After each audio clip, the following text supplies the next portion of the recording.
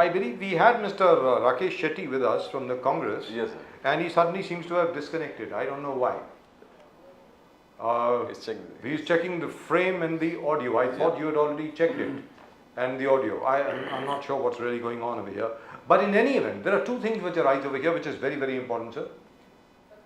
Satara riots. Satara में जो अभी दंगे हुए हैं, संडे को दंगे हुए हैं साहब, 3 दिन के लिए वहाँ पे, 3 के 4 दिन के लिए वहाँ पर इंटरनेट नहीं है. It's all right to say it's a conspiracy and so on and so forth. लेकिन मेरा ये कहना है, जो सोशल मीडिया के ऊपर पोस्ट आई, जिसकी वजह से जो वहाँ पर तनाव था उसने दंगे का रूप ले लिया. Why couldn't the police have taken action as soon as that social media post started to become viral? They should have just grabbed that person, taken that social media, post off. The cops could have come out with a statement. The government could have come out with a statement. Hey, don't believe fake news. Let's be very clear, because this fake news is creating a major problem everywhere. जहाँ पर भी आप जाएं, जान करके कोई ना कोई पुड़ी छोड़ देता है और उसके बाद जा करके. And that boy who has died, he had just passed his, he was an engineer. He had just started his business. वो कोई क्या बोलते हैं उसको, बुलडोजर्स का और वो रोड रोलर्स का उसने बिजनेस शुरू किया था. He's got plenty of loans. He had got married last November. He has an old father. I mean, he was I don't know what's going to happen.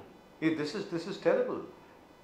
One person has died over there, and these chaps, they just decided to kill him, and they killed him because they felt that he was responsible for an anti-Hindu post or something like that, which is absolutely untrue. So we need to be more vigilant, Pradeep ji. We need to wake up to the modern realities. The fact is, the cybercrime cell, as Krishna Hegde Saab said, needs to be strengthened, and we need to be more proactive. Exactly. The need of the hour to be very, very proactive. In fact, the enforcement agencies, whichever department they are from, you need to be proactive on immediate sensing information that this is going to create trouble. You have to act. I mean, you can't just sit on that. And what happens in the longer duration of time, yes, more and more, it spreads across the whole place, not in that society, but the community. Yes. The whole state. I think we've got Mr. Rakesh Shetty with us again. Rakesh Shetty Saab, namaskar. Namaskar, sir. Namaskar, sir. How are you? I'm good, great. Great pleasure to have you on the show, sir. So riots in Satara. What's going on? There was a problem in Sholapur earlier. Prior to that, there was a problem in Malad. Then there was a problem somewhere else and somewhere else. I mean, what's going on here? Mr. Shetty. ये एक बहुत ही मशहूर शेर है और वो शायर ने कुछ ऐसा कहा था कि सुनने में आ रहा है कि कहाँ पे सुनने को आ रहा है कि कहाँ पे हिंदू मुस्लिम की दंगा होने जा रहा है, पता करो कि चुनाव आने वाला है. Yes. Correct. Absolutely correct. वादा. तो उसका मतलब ये होता है कि अगर हम ऐसे कुछ बात सुन रहे कि हिंदू मुस्लिम का दंगा हो रहा है या कहीं पे कोई चल रहा है, तो ये पता करना जरूरी है कि चुनाव नजदीक आ रहा है. This are the science. और मुझे ऐसा लगता है सर, राजीव जी, प्रदीप जी, आप लोग हैं और आपके जो ऑडियंस है वो भी ये समझ रही है कि आज 2014 में जब नरेंद्र मोदी जी आए थे, उन्होंने डेवलपमेंट का बात किया था, मगर आज फिर से, क्योंकि 10 साल के बाद, 9 साल, 9.5 साल के बाद आपके पास कुछ भी डेवलपमेंट का मॉडल नहीं है लोगों के सामने दिखाने के लिए, इसलिए अपना पुराना टैक्टिक्स आप वापर रहे हो कि हिंदू मुस्लिम का दंगा कराकर फिर से वोट लेने की कोशिश आप कर रहे हो. दुरुस्त बात. Shetty Saab, the Congress leaders are criticizing Mr. Modi. They're criticizing Mr. Modi when they say that G20 का success आप celebrate कर रहे थे. आप celebrate कर रहे थे G20 का success. In fact, Priyanka Gandhi ji also is very critical of the very fact. बोले कि आप BJP headquarters में मोदी जी का सत्कार कर रहे थे. Modi ji was getting all the audience. And at the same time, the terror attack took place in Kashmir. I mean, he should have stopped it. That's what the Congress leaders believe.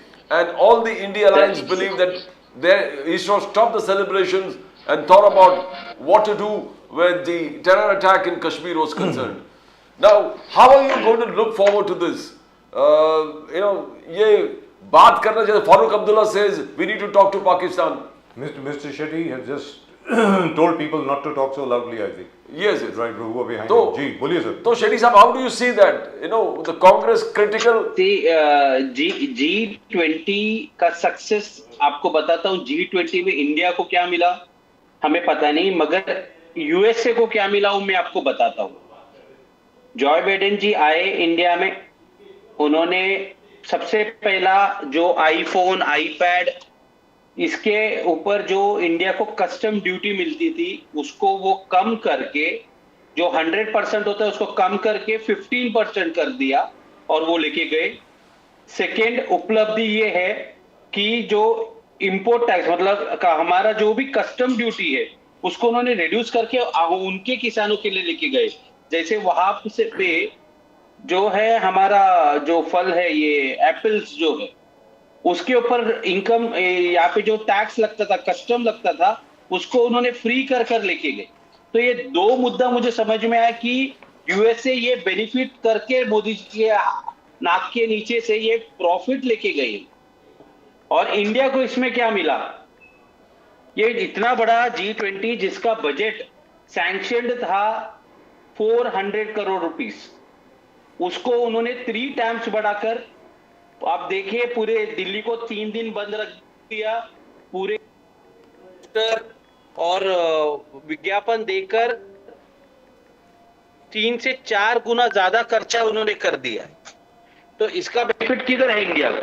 India को इससे क्या benefit होता है? सिर्फ hoardings और newspaper advertisement देने से नरेंद्र मोदी जी के जो मित्र है उनके न्यूज़पेपर और टीवी चैनल्स को मदद हो रही है, उनको बिजनेस और व्यापार मिल रहा है जी. देश की जनता को क्या मिला? तो शेट्टी साहब ये हम बताएं. जानते हैं कि दिल्ली शेट्टी साहब ये बताएं. देश का कैपिटल है. बहुत सारे लोग रोज काम पे जाते हैं और कमाते हैं. 3 दिन तब कर दिया आप, उनके पास कोई काम नहीं था 2 में. I am talking about daily wages worker. 3 दिन दिल्ली बंद करने की क्या जरूरत थी? और इसका जो नुकसान है गरीब आदमी का, इसका भरपाई कैसे हो? लेकिन राकेश शेट्टी साहब, जो प्रदीप जी ने अभी सवाल पूछा कि भारतीय जनता पार्टी के दफ्तर में प्रधानमंत्री जी का सत्कार किया गया G20 की सफलता को लेकर के, जब हमारे एक कर्नल साहब, कर्नल मनप्रीत सिंह, हमारे मेजर साहब मेजर आशीष, हमारे एक deputy superintendent of police Himayu Faheem Bhatt, इन तीनों को और उसके अलावा 2 और जवानों को आतंकियों ने मार दिया, तो आपको लगता नहीं है कि मतलब वहां पे वो सेरेमनी बंद करके कुछ शोक प्रकट करना चाहिए था, कुछ करना चाहिए था? सर देखिए, नरेंद्र मोदी जी जब से सत्ता में आए, जो अचीवमेंट नहीं होगा उसको भी अचीवमेंट बोलकर उसका सेलिब्रेशन किया जाता है. 3 इस धरती के पुत्र जो इन्होंने अपनी धरती माँ को बचाते हुए अपनी जान न्यौछावर कर दी. जब इनका पार्थिव शरीर को कोई कंधा दिया जा रहा था, उनके परिवार और इस देश के लोग उस दुख में थे, तब आप ढोल नगाड़े और अपने ऊपर फूल बरसा रहे थे. ये मुझे ऐसा बोलना नहीं चाहिए, मगर ये जो तुगलक के बारे में बोला जाता था, तुगलक राजा जैसा काम है ये. और इसका जवाब देश की जनता ये देख रही है. इसको कहते हैं तमाशा, और ये तमाशा 2024 में इस देश की जनता बंद करेगी. शेट्टी साहब, 26/11 के बाद the people of the country felt suffocated because there was no retaliation from Manmohan Singh government, and that is why wholeheartedly they wanted to change. They brought in Mr. Modi, and in Mr. Modi they believed that he's a strong man. National security, nationalism, राष्ट्रवाद, इस सब को protect करेंगे, हमारा borders absolutely intact. Then came Narendra Modi ji सत्ता में आने के बाद आतंकवादी गतिविधियां बढ़ चुकी है, कम नहीं हुआ. इसका उदाहरण 2 आपको बताता हूं. 2019 के पहले जो पुलवामा हमला हुआ 14 फरवरी, और इतने जवान हमारे जो जा रहे थे उनके ऊपर हमला, एक स्कॉर्पियो गाड़ी में 500 किलो RDX डाल के, ये मोदी जी के समय में तो हुआ. सेकेंड में आपको बताता हूं, चाइना 4500 स्क्वायर किलोमीटर जगह अक्साई चीन में कब्जा कर चुका है अपना. पहले मोदी जी उसको डिनाई किए, डिफेंस मिनिस्टर ने कहा कि ऐसा हुआ है, प्राइम मिनिस्टर डिनाई करते हैं।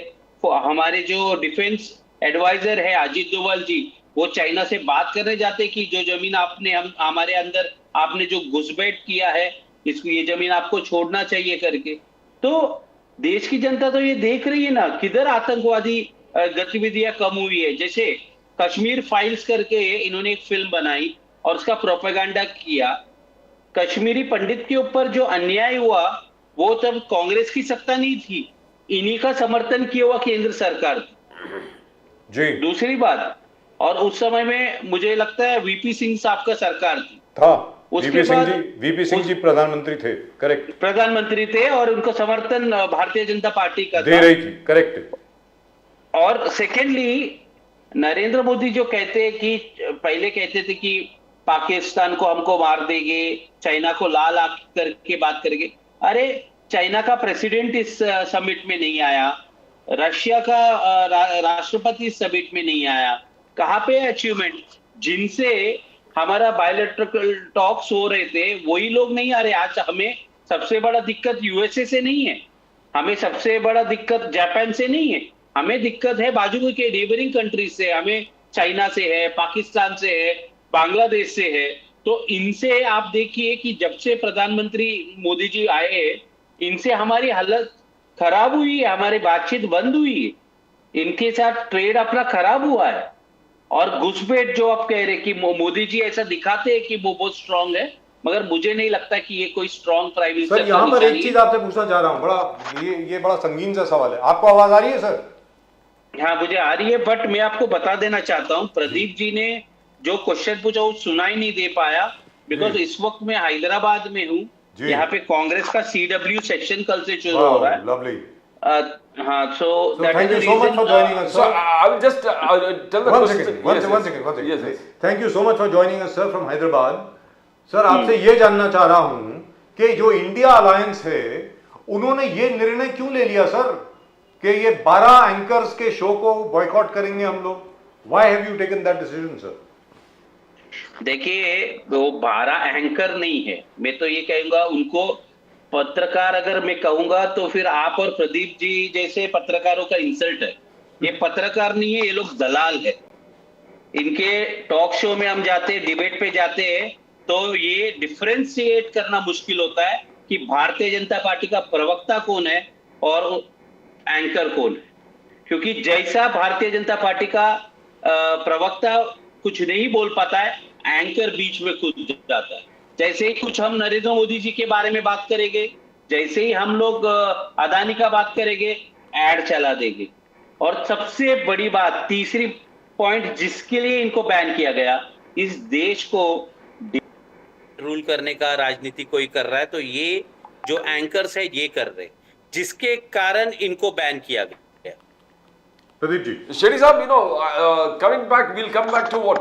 राहुल गांधी जी ने कहा कि मैं भगवत गीता पढ़ने लगा हूं, मैं उपनिषद पढ़ने लगा हूं, और भगवत गीता और उपनिषद से हमने जो ज्ञान प्राप्त किया हिंदुत्व के बारे में, उनसे मैं बीजेपी और आरएसएस के जो हिंदुत्व है वो टोटली अलग है, आसमान जमीन का फर्क है, राहुल गांधी जी का कहना है। आगे जाके मैं आपको बजाज साहब और प्रदीप जी, मैं इस देश का आपको सबसे बड़ा मजाक और जोक बताता हूं।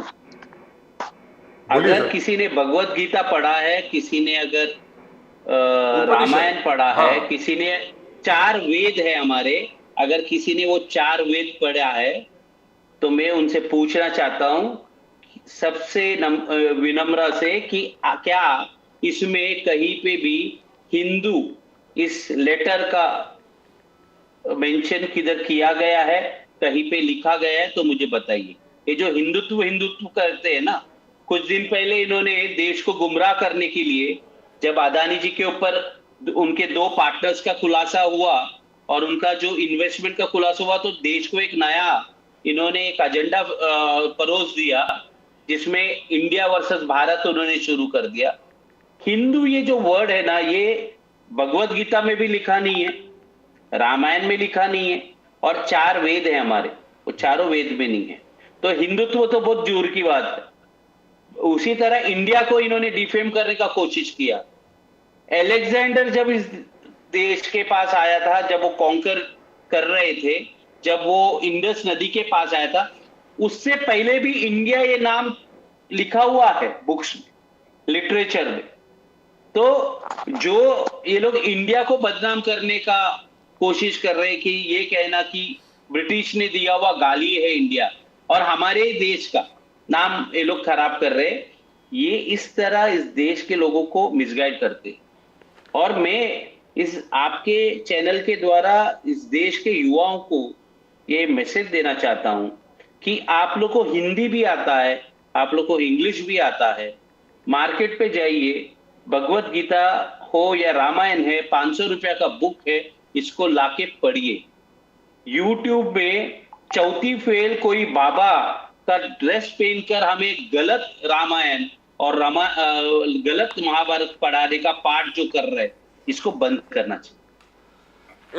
आगे जाके शेट्टी साहब, ये प्राइम मिनिस्टर खुद बोल रहे कि ये घमंडिया गठबंधन सनातन धर्म के विरोध में, खिलाफ है। जूनियर स्टालिन वाली बात है। उसके बाद कांग्रेस का जो रवैया है वो थोड़ा कंफ्यूज सा रवैया है। क्या कुछ लोग जो कर्नाटक के और आंध्र प्रदेश के हैं, तेलंगाना, सपोर्ट किए स्टालिन को कि this is the exact truth. In fact junior Chidambaram also supported junior Stalin, कि उनका जो कहना था, the BJP is highlighting that he is talking about genocide, total Hindutva को खत्म करो, सनातन धर्म को खत्म करो। And that what a reaction also. Uddhav Thackeray ji react किया कि जूनियर स्टालिन को यह समझना पड़ेगा कि 90% इस देश में इस हिंदूज, सनातन धर्मी है, तो आपको सोच विचार करके बात करना पड़ेगा। तो सर, इस ऐसे विवादित बयान क्या अलायंस को तोड़ सकता है शेट्टी साहब? How do you see it? Because BJP का टोटल फोकस है मेजॉरिटी कम्युनिटी के वोट को कैसे कंसोलिडेट करके आगे बढ़ाना। क्या दयानिधि जूनियर स्टालिन का काम is not helping the BJP? Is it helping the BJP achieve its objectives? How do you see that, sir?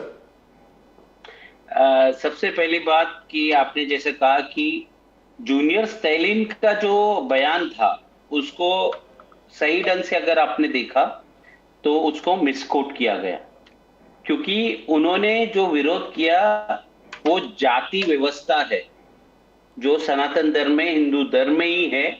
हम भी जानते हैं, आप भी जानते हैं, ब्राह्मण, क्षत्रिय, वैश्य, शूद्र, ये जो व्यवस्था है इसको खत्म करने की बात की। और ये जो व्यवस्था सिस्टम है ये कोई भगवान ने नहीं, इंसानों ने लिख के ये किया गया था, क्योंकि एक पर्टिकुलर समाज को दबाकर काम कराने। और हर धर्म, इस दुनिया में जितने भी धर्म है उसमें 80% 90% चीज अच्छा हो सकता है, 10% वहां पे भी बुराई है। जैसे मैं कहता हूं, सनातन धर्म में ये क्या अच्छी बात है कि कोई दलित को मंदिर के अंदर आना अलाउड नहीं है। क्या इसको आप अच्छा कहोगे? हर आदमी, हर औरत के ऊपर इस भगवान ने सूरज हो, रोशनी हो, इसमें फर्क होता नहीं। तो आप किसी भी आदमी को उसके धर्म के अनुसार मंदिर में आने का एंट्री बंद कर दोगे तो ये तो गलत बात है। ये सिस्टम बंद होना चाहिए। उसी की बात वो कर रहे थे, जो जाति व्यवस्था है इसको खत्म करने की बात कर रहे थे, और वो तो अच्छी बात है। क्यों कोई, मैं अगर क्षत्रिय हूं, क्यों मैं समझू ब्राह्मण मेरे से सुपीरियर है? किस बात में सुपीरियर हो आप मेरे से? क्या आपके दादा परदादा ने ये ऐसा लिखा कि आप हमसे ऊपर के कास्ट हो? हम क्यों माने इस चीज को? ये तो गलत है, मैं नहीं मानूंगा। अगर कोई दलित है तो उससे आप कैसे सुपीरियर कोई भी हो जाता है? सिर्फ आप एक अच्छे घर परिवार में पैदा हो रहे, एक पर्टिकुलर कास्ट में, तो आप हमसे सुपीरियर किस हिसाब से हो रहे? तो कहने का मतलब ये हुआ शेट्टी साहब, 21वीं सदी है और यहाँ पे मुझे ऐसा लगता है जी शेट्टी साहब, ही नहीं होना चाहिए। शेट्टी साहब, जो बीजेपी के आईटी सेल के जो हेड हैं Amit Malviya ji, Amit Malviya, respected, most respected and honored Mr. Amit Malviya, he said on that very day he tweeted, Udayanidhi Stalin calls for genocide of Hindus. Now In Tamil Nadu, a case has been registered against Mr. Amit Malviya because Udayamati Stalin never talked of genocide. Where has he talked of genocide? नहीं, not only that, मैं आपको एक recently बोलता हूँ, ये जो list of पत्रकार थे ना जी, इसमें सुधीर चौधरी जी का भी नाम था जी। मैं एक छोटा इंसिडेंट दिखाता हूँ। कर्नाटका ने ये कहा कि जो व्हीकल लोन है इसमें जो माइनॉरिटी है, SC ST है और बाकी जैन है, उनको कुछ विशेष उसमें प्रावधान किया जाएगा, वो भी लोन अमाउंट में। इन्होंने जी न्यूज, शायद से वो अभी इंडिया टुडे नेटवर्क में, इंडिया टुडे में है, उन्होंने एक पूरी बायस स्टोरी चलाया उन्होंने अभी हाल ही में, और ऐसा बता रहे कि सिर्फ मुसलमानों को ये बेनिफिट कर रहे। तो गवर्नमेंट का स्कीम क्या है और आप क्या प्रोपेगेंडा कर रहे हो, इसके कारण इनके ऊपर केसेस रजिस्टर हो रहे हैं और इनको बैन किया जाए। मतलब देश को मिसगाइड, जो न्यूज है उसको न्यूज की तरह आप बताइए ना, लेट द ऑडियंस डिसाइड क्या सही है क्या गलत है। मगर आप घर से ही मोटिव लेके आते हैं कि इस न्यूज को, इस खबर को मैं तोड़ मरोड़ के पेश करूंगा। ऐसे पत्रकार, इनको तो पत्रकार कहना ही पत्रकारों की इंसल्ट है, ऐसा मैं समझता हूं। सर तो आगे क्या, अब ये बताएं, राहुल गांधी जी ने अब तो श्रीमद् भगवत गीता पढ़नी शुरू कर दी है, उपनिषद और पुराण पढ़ने शुरू कर दिए हैं, और उन्होंने ये कहा है कि कहीं पर भी भगवत गीता में या उपनिषद में जो अभी तक मैंने पढ़े हैं वहां पर भारतीय जनता पार्टी का हिंदुत्व कहीं मुझे नहीं दिख रहा। भारतीय जनता पार्टी की विचारधारा के किसी के ऊपर हमला करो, किसी से नफरत करो, ऐसा कहीं पर भी नहीं है। तो अब आगे क्या, आगे राहुल गांधी जी अब क्या करने वाले हैं सर? देखिए राहुल जी को कुछ नहीं करना है, जो भी करना है इस देश की जनता को करना है। आपको एक सिंपल से बता रहा हूं कि पिछले 9 साल में इस देश में डेवलपमेंट के नाम पे क्या हुआ है? क्या पहले जितने सड़क बनते थे उतने ही सड़क बन रहे? पेट्रोल, डीजल, LPG, CNG के जो रेट्स है वो डबल से ज्यादा बढ़ चुके हैं, जबकि इनका एक अलायंस में स्वामी बाबा है, वो आके ये कहा था कि मैं 50% करा दूं। ब्लैक मनी आप लाने वाले थे, आपने लाया नहीं। एम्प्लॉयमेंट आप देने वाले थे, 2 करोड़ नहीं दिया। अगर ये सब फैक्टर्स को हम, अच्छा फॉरेन इन्वेस्टमेंट आने वाले थे, नहीं आए। फॉरेन इन्वेस्टमेंट के रूप पे आए और ओनर्स बन गए। जैसे कोई एक बिजनेस यहाँ पे चल रहा था राजीव जी, कोई इन्वेस्टर आता है और वो ओनर बन जाता है। इसको आप फॉरेन डायरेक्ट इन्वेस्टमेंट नहीं कहते हो। फॉरेन डायरेक्ट इन्वेस्टमेंट ये होता है कि एक नया ग्रास रूट से एक नया प्लांट के लिए इन्वेस्टमेंट करना। ये जो हॉस्टाइल टेकओवर है इसको FDI नहीं कहा जाता, क्योंकि सिर्फ मालिक चेंज हुआ है, इन्वेस्टमेंट और फैक्ट्री तो वही है। तो जो रियल यहाँ पे FDI आना चाहिए था वो कभी आया नहीं।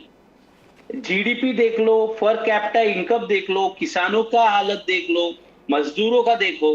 किसान तो फिर भी दिल्ली को आए, घेराव किए और वो 3 काले कानून रद्द हो गए, मगर बहुत सारे नहीं करते। जो लेबर लॉ है उसके विरोध में 4 कानून मोदी जी लाए, जिसको उन्होंने पास कराया, वो कभी वापस नहीं लिया। तो मोदी सरकार ये मजदूरों के खिलाफ है, किसानों के खिलाफ है। किसान का जो 3 कानून, ये बिल आया हाल ही में, पता चला कि गौतम अदानी से लेकर बड़े बड़े लोग जो कैपिटलिस्ट है, उन्होंने ये कानून बनाया था किसानों की जमीन को हथियाने के लिए। स्टूडेंट्स के खिलाफ है। स्टूडेंट्स को आज आप देखिए कि पूरे देश में एजुकेशन सिस्टम का हालत आप खराब कर रहे हो। आज आपने US में जाकर ये कहा आपने कि एवरी ईयर एक नया IIT, IIM और एक एम्स बन रहा है, मगर एक राज्यसभा के सांसद राज्यसभा में प्रश्न उठाया और उसका जवाब में सेंट्रल गवर्नमेंट ने यह कबूल किया कि 2019 से लेके आज 2023 तक एक भी नया IIT, IIM और एम्स बना नहीं है। तो ये सब आप देखिए ना, ये 9 साल में आपका अचीवमेंट किधर है? कोई अचीवमेंट नहीं है। तो आपको वोट इस देश की जनता क्यों दे? क्यों? डिवाइड एंड रूल के लिए। इनका जो अमित शाह के लड़के को BCCI का सेक्रेटरी आपको बनाना है, बन गए हैं। आपके रिश्तेदार और आपके दोस्त को रेल से लेकर, कोल से लेकर एयरपोर्ट दिया जा रहा है और आप सामान्य व्यक्ति के बच्चों को दंगाई बनाना चाहते हैं, इसलिए आपको वोट देगी। आर्मी के खिलाफ है। आपने जो अग्निवीर कर लेके आए 4 साल का, ये तो जो बच्चे बेचारे ख्वाब होता है कि देश सेवा में जान देना है हमें, इस देश के लिए मर, उनके लिए आप ड्यूरेशन उनका 20 साल का सर्विस को कट करके 4 साल कर दिया, क्योंकि आपको उनको पेंशन नहीं देना है। आप एमएलए हो, आप एमपी हो, तो आपको पेंशन चाहिए, मगर जो व्यक्ति इस देश के लिए जान देता है उनको आपको पेंशन देना नहीं है। तो ये 9 साल का लेखा जोखा लोगों के बीच में है, और ये हम जोर से बाजे के साथ जाकर लोगों को बताएंगे कि ये 9 साल में मोदी जी ने इस देश के लिए क्या किया है, और इसका असर अब 2024 में रिजल्ट में दिखेगा। Rakesh Shetty साहब, thank you so much for joining us from Hyderabad. Really and truly nice of you. Thank you. Thank you so much. Namaskar sir. और Vande Mataram. Thank you. Thank you. And all the very best. Vande Mataram. All the very best. Thank you. The CWC session at Hyderabad, and Yes. nice of Mr. Rakesh Shetty to join us from there. Always which is- been, always which is been. which is absolutely fantastic. And at the moment from the NCP we have Seema Malik ji.